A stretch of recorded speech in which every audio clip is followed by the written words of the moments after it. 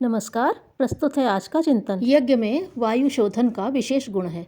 दुर्गंधित सीलन युक्त वायु में रोग के कीटाणु छिपे रहते हैं और जिस भी अवयव में अनुकूलता पाते हैं वहीं की स्थिति के अनुरूप रोग उत्पन्न करते हैं।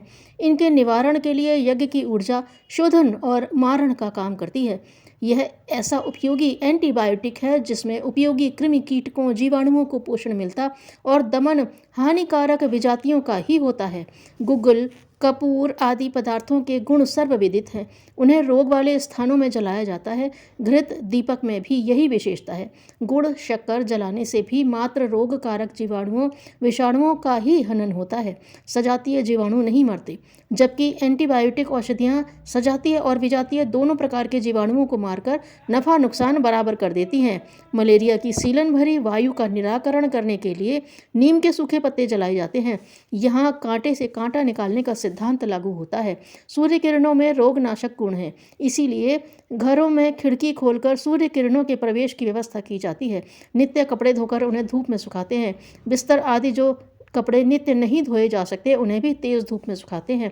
खाद्य पदार्थों को धूप लगाते रहने की आवश्यकता समझी जाती है।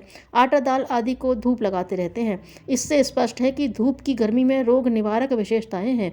ठीक वही ऊर्जा यज्ञ ऊर्जा में पाई जाती है। सूर्य संपर्क से किसी को हानि नहीं होती, वरन अन्न शाक फल आदि जो भी सूर्य संपर्क में आते हैं उनमें उपयोगी विटामिन डी उत्पन्न हो जाता है। आहार विज्ञानी इसीलिए खाद्य पदार्थों को छिलके समेत सेवन करने की सलाह देते हैं ताकि उनका सूर्य वाला संपर्क विटामिन डी सेवनकर्ताओं को उपलब्ध होता रहे।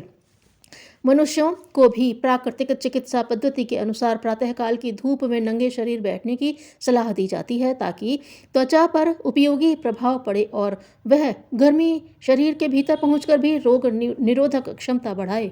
सूर्य ऊर्जा के सदृश ही यज्ञ ऊर्जा को भी सशक्त माना गया है। उसमें संरक्षण और परिशोधन के दोनों गुण हैं।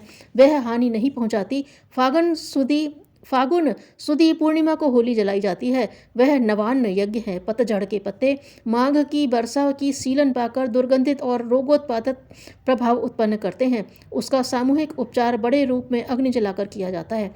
छोटी होली घर में जलाई जाती है, बड़े रूप में बड़े क्षेत्र की और छोटे रूप में घर की छोटी परिधि की वायु शोधन प्रक्रिया अग्नि जलाकर संपन्न की जाती है।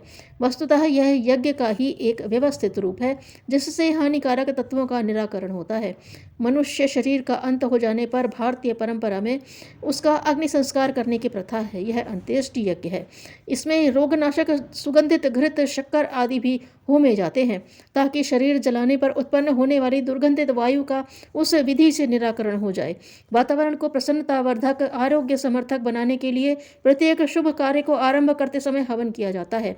जिन लोगों में विधिवत हवन करने की पद्धति का प्रचलन नहीं है वे गुग्गुलू कपूर चंदन आदि वस्तुएं जलाकर सुगंधित वायु उत्पन्न कर लेते हैं। इसे मांगलिक माना जाता है। शारीरिक स्वास्थ्य और मानसिक प्रसन्नता बढ़ाने की विशेषता भी इसमें है। यह सब यज्ञ के ही अस्त व्यस्त रूप हैं। सिद्धांत इनके पीछे यही है कि यज्ञ ऊर्जा सूर्य किरणों के समतुल्य है और वह मनुष्य के लिए हर दृष्टि से उपयोगी है। धन्यवाद।